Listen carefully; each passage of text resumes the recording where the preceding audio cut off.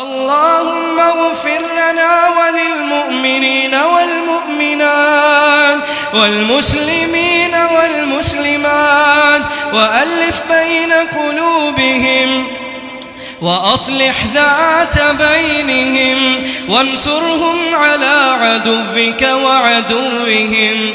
اللهم العن الكفرة الذين يصدون عن سبيلك ويكذبون رسلك ويقاتلون أولياءك.